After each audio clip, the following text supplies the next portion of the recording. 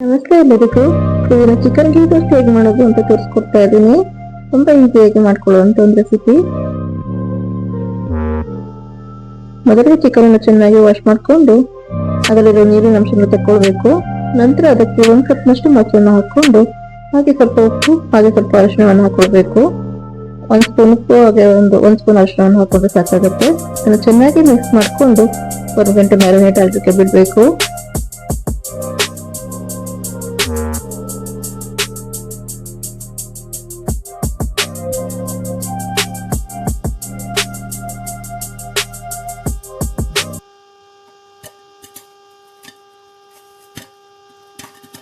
ಇದು ಒಂದು ಪಾತ್ರೆಗೆ 3 ಸ್ಪೂನ್ ಅಷ್ಟು ಧನಿಯಾ ಕಾಳು ಹಾಗೆ ಅರ್ಧ ಸ್ಪೂನ್ ಮೆಂತೆ ಹಾಗೆ 1.5 ಸ್ಪೂನ್ ಜೀರಿಗೆ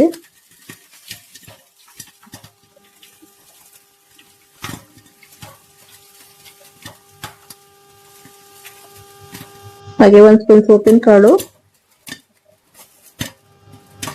ಹಾಗೆ 1 ಮರಾಠಿ ಮಗು ಹಾಗೆ ಒಂದು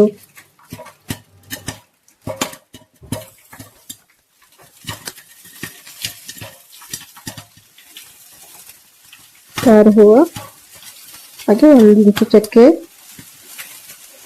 1 ಸ್ಪೂನ್ ಕಾಳು ಮೆಣಸು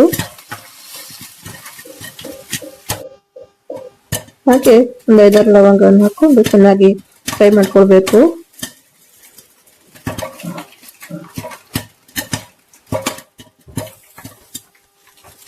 ಈಗ ಇದೆಲ್ಲವನ್ನು ಮಿಕ್ಸಿ ಜಾರ್ಗೆ ಹಾಕಿ ಪುಡಿ ಮಾಡ್ಕೊಳ್ಬೇಕು. ಹಾಗೆ ಇದಕ್ಕೆ ಒಂದು 10 ಗೋಡಂಬಿ ಹಾಗೆ ಒಂದು 5ರಿಂದ 6 ಎಸಳು ಬೆಳ್ಳುಳ್ಳಿ, ಒಂದು ನಿಂಬೆಹಣ್ಣಿನ ಗಾತ್ರದ ಹುಣಸೆಹಣ್ಣು ಹಾಗೆ ಬಿಸಿನೀರಲ್ಲಿ ನೆನೆಸಿಟ್ಟಿರೋ ಬ್ಯಾಡಗಿ ಮೆಣಸಿನಕಾಯಿಯನ್ನು ಹಾಕೊಳ್ಬೇಕು.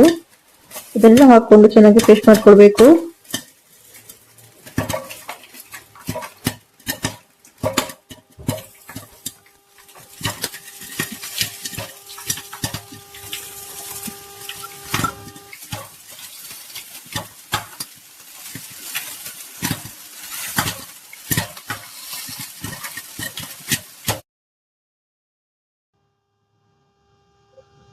ಪಾತ್ರೆಗೆ ಸ್ವಲ್ಪ ತುಪ್ಪ ಹಾಕೊಳ್ಬೇಕು.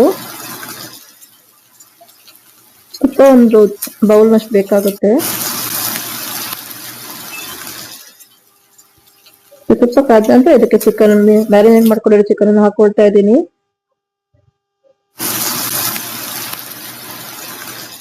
ಈಗ ಇದನ್ನ ಚೆನ್ನಾಗಿ 1/4 ನಿಮಿಷ ಚೆನ್ನಾಗಿ ಬೇಯಿಸ್ಕೊಳ್ಬೇಕು. ಚಿಕನ್ ಈಗ ಹಾಕೊಳ್ತಾ ಇಲ್ಲ, ಮ್ಯಾರಿನೇಟ್ ಮಾಡುವಾಗಲೇ ಹಾಕಿರೋದ್ರಿಂದ.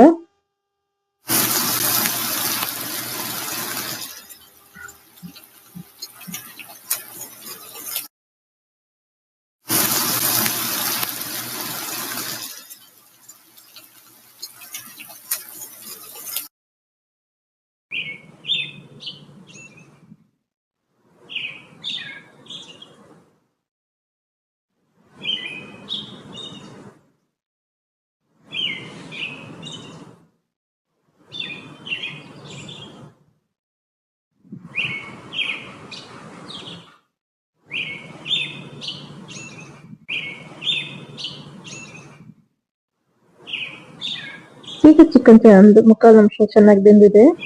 ಪೂರ್ತಿಯಾಗಿ ಬೇಯಿಸ್ಕೊಳ್ಳೋದು ಬೇಡ. ಈಗ ಚಿಕನ್ ಅನ್ನು ಇನ್ನೊಂದು ಪಾತ್ರೆಗೆ ಹಾಕೊಳ್ಳೋಣ. ಹಾಗೆ ಅದರ ನೀರು ಕೂಡ ಸ್ವಲ್ಪ ಬೇರೆ ಪಾತ್ರೆಗೆ ಹಾಕಿಡೋಣ.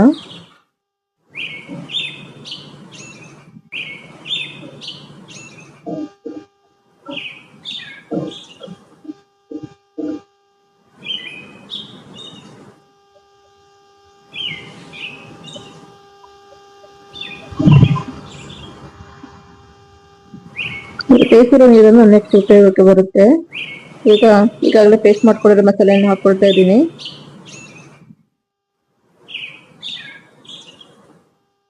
ಮತ್ತೆ ಸ್ವಲ್ಪ ತುಪ್ಪವನ್ನು ಹಾಕೊಳ್ತಾ ಇದ್ದೀನಿ. ಶುಂಠಿ ಬೆಳ್ಳುಳ್ಳಿ ಪೇಸ್ಟ್ ಅನ್ನು 1 ಸ್ಪೂನ್ ಹಾಕೊಳ್ಬೇಕು. ಸ್ವಲ್ಪ ನೀರನ್ನು ಹಾಕೊಳ್ಬೇಕು.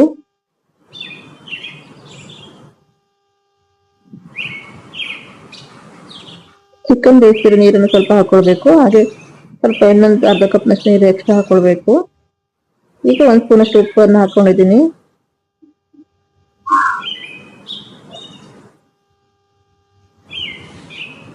ಚೆನ್ನಾಗಿ ಮಿಕ್ಸ್ ಮಾಡಿಕೊಂಡು ಒಂದು 15ರಿಂದ 20 ನಿಮಿಷ ಕುದಿಲಿಕ್ಕೆ ಬಿಡಬೇಕು.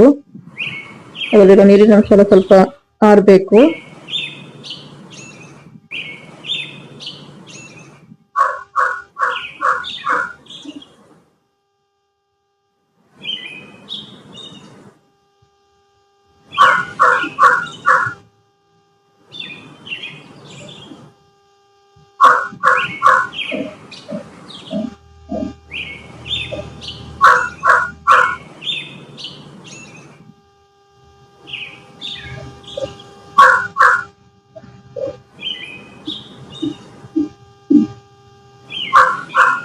ತುಪ್ಪ ಒಂದ್ ಸ್ಪೂನ್ ಆಗಿ ಒಂದ್ 3-4 ಸಲ ಹಾಕೊಳ್ಬೇಕು. ಇದು ಚೆನ್ನಾಗಿ ಕುದ್ದಿದೆ.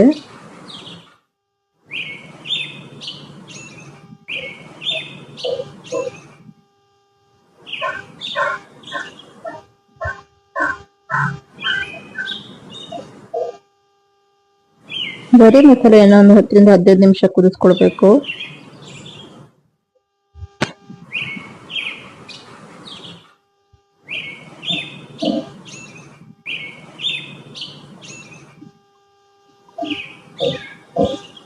ಈಗ ಚಿಕನ್ ಅನ್ನು ಬೇಯಿಸ್ಕೊಂಡಿರೋ ಚಿಕನ್ ಅನ್ನು ಹಾಕೊಳ್ತಾ ಇದ್ದೀನಿ.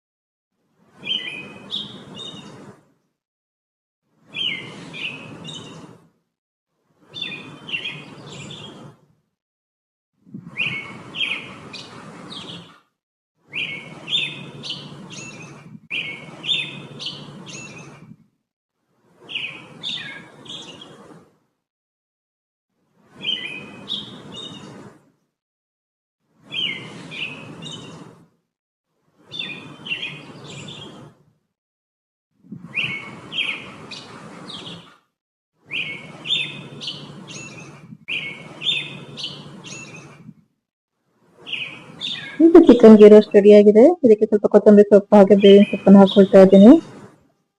ನೀವು ಕೂಡ ಮನೆಯಲ್ಲಿ ಟ್ರೈ ಮಾಡಿ, ಹೇಗೆ ಬಂದಿದೆ ಅಂತ ಕಮೆಂಟ್ ಮಾಡಿ. ಚಪಾತಿಗೆ ರೊಟ್ಟಿಗೆ ತುಂಬಾ ಟೇಸ್ಟಿ ಆಗಿರುತ್ತೆ. ಹಾಗೆ ನೀರು ದೋಸೆ ಕೂಡ ತುಂಬಾ ಟೇಸ್ಟಿ ಆಗಿರುತ್ತೆ. ಚಾನಲ್ ಇಷ್ಟ ಆಗಿದ್ರೆ ಸಬ್ಸ್ಕ್ರೈಬ್ ಮಾಡಿ, ಲೈಕ್ ಮಾಡಿ, ಶೇರ್ ಮಾಡಿ, ಕಮೆಂಟ್ ಮಾಡಿ.